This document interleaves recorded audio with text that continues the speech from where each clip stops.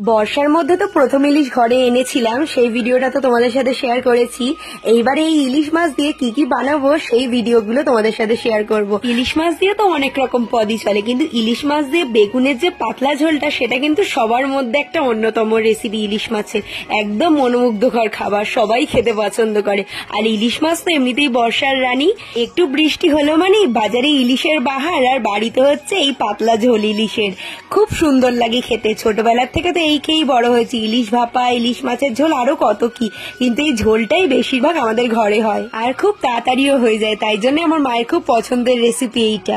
আগের দিন তো তোমরা দেখলে ইলিশ মাছগুলোকে কেটে বেছে ধুয়ে রেখে দেওয়া হয়েছিল।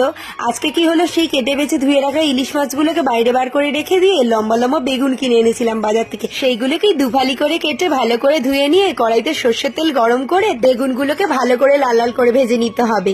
বেগুনের মধ্যে কিন্তু নুন দেবে না, মা বললো যে নুন দিলে না বেগুন খুব তাড়াতাড়ি গলে যায়। এমনি বেগুন খুব তাড়াতাড়ি একটু গলা গলা মতন হয়ে যায়, তাই জন্যই নুনটার ব্যবহার করিনি। বেগুনটা তো ভালো করে লাল লাল করে ভেজে নামিয়ে রেখে দিয়েছি। এবার একটা থালার মধ্যে মাছগুলোকে নিয়ে নুন হলুদ ভালো করে মাখিয়ে নিয়ে মাছগুলোকে আবার ভালো করে ভেজে নিতে হবে। তোমরা যদি লক্ষ্য করো তাহলে কিন্তু বুঝতে পারবে এখানে কিন্তু আমি মাছের মাথাটা দিইনি। মাছের মাথাটা দিয়ে কিন্তু আলাদা একটা সুন্দর রেসিপি হবে, তাই জন্য এখানে শুধু মাছগুলো দিয়ে আজকে ঝোলটা বানাচ্ছি। তারপরেই আর কি, দেখো যেমন কথা তেমনই কাজ। মাছগুলোকে তো ভালো করে ভেজে নিচ্ছি, কিছুই না, যে তেলটা আগের থেকেই ছিল বেগুন ভাজার সেই তেলটাকে আরেকটুখানি তেল মিশিয়ে টনটনি করে গরম করে নিয়ে মাছগুলোকে ভালো করে ভেজে নিতে হবে। ইলিশ মাছ না তেলে দিলে খুব একটা ভাটে না, কিন্তু আজকের ইলিশ মাছগুলো ভাজার সময় দেখলাম খুব ফাটছিল, কেন কি জানি বুঝতে পারলাম না।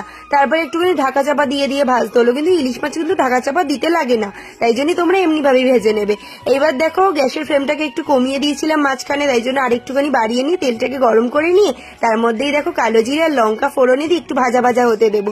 তারপরে আরেকটা মশলা বানিয়ে নিচ্ছি, এখানে দেখো জিরে ধনে আর হচ্ছে লঙ্কা দিয়েছি, আর তার মধ্যে দিয়েছি হচ্ছে আদা রসুনের বাটা। ভালো করে জলের মধ্যে মিশিয়ে নিয়ে সেই মিশ্রণটাকে যেটা লঙ্কা ফোড়নে তার মধ্যে দিয়ে দেবো। একটুখানি ফুটে গেলেই তার মধ্যে নুন আর একটুখানি হলুদ দিয়ে ভালো করে মিশিয়ে নিয়ে মশলাটাকে একটু কষার জন্য দেবো, যার জন্য দিয়ে দিয়েছি একটু ঢাকা। ঢাকা কিন্তু 5 থেকে 7 মিনিট মতো দিয়েছিলাম। তারপরে দেখো ঢাকা তুলতেই মশলাটা একদম দুর্দান্ত ভাবে কষে গেছে। যেই দেখবো মশলাটা কষে গেছে তার মধ্যে পরিমাণ মতো একটু জল দিয়ে দেবো। যে যেরকম ঝোল খেতে পছন্দ করো এই পর্যায় থেকে কিন্তু ঝোল যখন টেনে যাবে তখন কিন্তু সেই রকম ভাবেই ঝোলটাকে রেখে দিতে পারো। দেখো বন্ধুরা, এখানে কিন্তু আমি ঢাকা চাপা দিয়ে দিয়েছিলাম। যেই দেখলাম যে ঝোলটা ফুটে গেছে তার মধ্যে একে একে আমি ইলিশ মাছগুলোকে দিয়ে দিলাম। ইলিশ মাছগুলোকে দিয়ে দেওয়ার সঙ্গে সঙ্গেই কিন্তু আমি বেগুনগুলোকে দিয়ে দিয়েছিলাম। এরপরে আর কি একটু ফুটতে দেবো ইলিশ মাছের মধ্যে। যেই দেখবো ঝোলটা ভালো মতন করে ঢুকে গেছে তারপরেই কিন্তু শুধু নামিয়ে দেবো।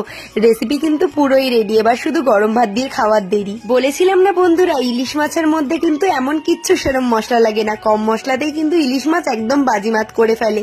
খুব সুন্দর একটা রেসিপি। কেমন লাগলো অবশ্যই কিন্তু জানাতে ভুলবে না, আর যদি ভালো লেগে থাকে অবশ্যই কিন্তু পাশে থাকবে এরকম ভাবে। দেখা হচ্ছে নতুন একটা ভিডিওর সাথে। আজকের জন্য এইটুকুই, টাটা, সবাই খুবই ভালো থেকো।